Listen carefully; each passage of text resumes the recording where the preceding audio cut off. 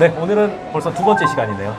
우리 법 시리즈. 첫 번째가 형사법, 두 번째가 행정법, 이제 세 번째가 공부법인데 이거는 두 번째 시간이 되겠죠. 오늘 주제를 간단하게 말씀을 해주신다면 오늘 주제는 학폭위 처분에 대한 행정쟁송이 주제다. 이렇게 말씀드리고 핫하죠. 핫하죠. 제가 이제 변호사로 일을 하다 보면 학폭위 처분, 행정쟁송으로 다퉈야 되는 것을 알고 계신데 어떤 게 행정쟁송으로 다툴 수 있는 처분이죠?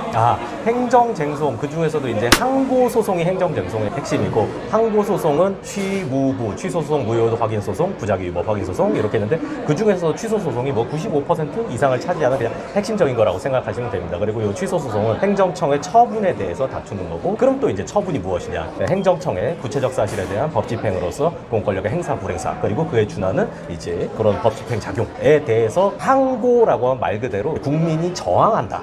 보통 일반적인 소송은 뭐 네가 옳다 내가 옳다 이렇게 다투는 거라면, 항고소송 같은 경우에는 일단 행정청이 고권적 강한 지위에서 처분을 때려버리죠. 그러면 세금을 때려버리죠. 뭐 예를 들어 그러면은 세금을 두드려 맞거나 아니면 거기에 저항하거나, 이제 이렇게 둘 중에 하나인데, 이제 그런 게 이제 항고소송이고, 취소해 주세요라고 법원에 가서 다투는 게 항고소송이 되고 이런 겁니다.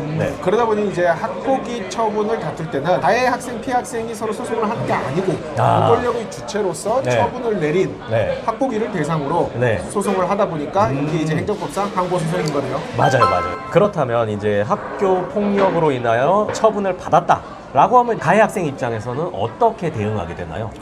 기본적으로 가해 학생 입장에서는 이 처분이 순식간에 집행이 돼서 다른 학교로 쫓겨난다든지 아니면 강제 전학 처분인 거네요. 출석을 못하게 되는 출석 정지 처분으로 학교 폭력을 행한 학생이라는 낙인이 바로 찍힐 우려가 있기 때문에 그렇죠. 처분이 나오면은 즉시 처분에 대해서 행정 심판이나 행정 소송 등 본안 행송을 제기를 하면서 동시에 소송이나 심판은 사실 상당히 길어지기 때문에 상당히 길죠. 일단 멈출 수 있는 그 처분의 집행을 멈출 수 있는 집행정지 신청을 같이 제기하는 게 실무적으로는 통상 이루어지고 있습니다. 그러니까 일단 홀드를 하는 거네요. 저 처분의 효력을 잠시 멈추고 이 다툼, 뭐 심판이나 소송의 결과에 따라서 이렇게 되든 저렇게 되든 그때는 뭐 그대로 하는 거니까. 그렇죠.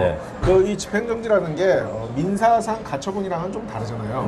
집행정지 공법상, 행정소송상 집행정지하려면 어떤 요건이 있어야 되죠? 집행정지하려면 이거는 책 보고 해야 되는데요. 요건이 너무 많아요. 그래가지고 이제 요건이 적극적 요건도 있고 이제 소극적 요건도 있고 그런데 일단 집행정지에서 가장 중요한 거는 지금 이 집행, 그 처분이 나에게 집행이 돼버린다라고 하면 나에게 회복할 수 없는 손해가 발생할 수 있을 때, 그럴 때 잠시 멈춰달라. 심판이나 소송을 안 하겠다는 게 아니라 잠깐 멈추고 그 다음에 좀 재판을 받게 해달라. 이제 이런 취지이기 때문에 꼭 필요한 거죠. 실무적으로는 굉장히 많이 있죠. 반드시 필요하다고 볼 수 있죠. 왜냐면 반드시. 학폭위 처분이 나왔는데 전학을 가버리면은 만약에 학폭위 강제 전학 처분 취소 소송에서 승소를 한다고 하면 생각해보세요.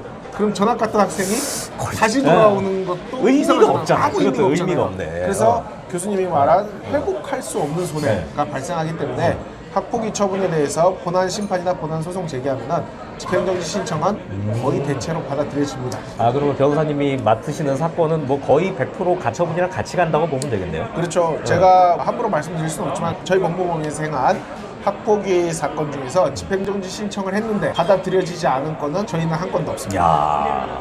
집행정지 100% 다 이루어졌습니다. 물론 본안에서 좋은 결과가 나온 경우도 많은데 뭐 이렇게 될 수도 있고 저렇게 될 수도 있고 집행정지는 100% 다 받았습니다. 그것만 하더라도 가해자라고 아직 확정되지는 않은 상황이니까 그 입장에서는 굉장히 중요하겠네요. 중요하죠. 그리고 사실은 3학년들은 집행정지로 시간 끌다가 본안 나오기 전에 졸업해버립니다. 이번에 그 사건이 그랬죠. 졸업해버리면 본안은 나중에는 소이익이 없어서 학교 다 졸업하는 거죠. 그리고 완전 실질적으로는 승소한 것과 동일한 효과를 그대로 누릴 수 있어요. 이 학생 입장에서는 화가 나고 이제 그럴 수도 있는 내용이지만 그렇다고 없앨 수도 없는 게, 이게 만약에 없어지면은 이 학폭위 처분을 다투는 행정심판이나 행정소송 자체의 의미가 완전히 몰각되기 때문에 없어지죠.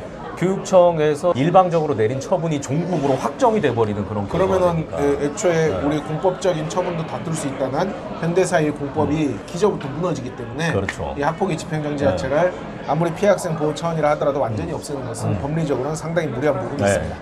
그래서 요즘 뭐 그거를 없애네 마네 얘기하다가 또 요즘 좀 들어간 것 같네요. 그렇죠. 왜냐면은 근원적으로 없애기는 어렵거든요. 없애기 어려우니까.